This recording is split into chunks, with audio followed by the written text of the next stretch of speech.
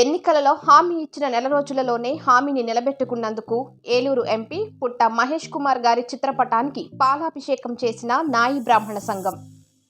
Denduluru July 16 నాయి బ్రాహ్మణులకు ద్వారకా తిరుమలలో కళ్యాణ మండపం నిర్మాణానికి ఏలూరు ఎంపీ పుట్ట మహేష్ కుమార్ గారు ఎన్నికలలో హామీ ఇవ్వడం జరిగింది.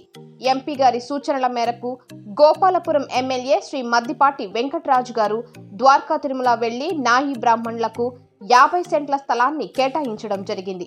అందుకు కృతజ్ఞతగా దెందులూరు నియోజకవర్గం విజయరాయి గ్రామంలోని నాయి బ్రాహ్మణ కమ్యూనిటీ హాల్ వద్ద ఎంపీ పుట్ట మహేష్ కుమార్, ఎమ్మెల్యేలు శ్రీ మద్దిపాటి వెంకటరాజు, శ్రీ చింతమనేని ప్రభాకర్ల చిత్రపటాలకు పాలాభిషేకం చేశారు.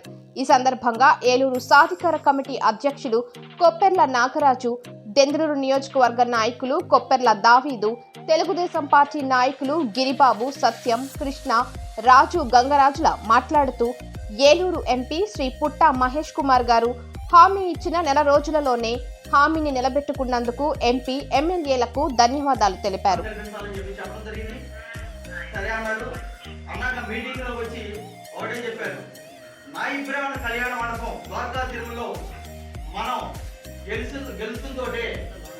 పార్టీ డబ్బులు ఇచ్చినా పోయినా అక్కడ ఉన్నా లేకపోయినా నా సొంత డబ్బులతో కట్టేస్తానని చెప్పి,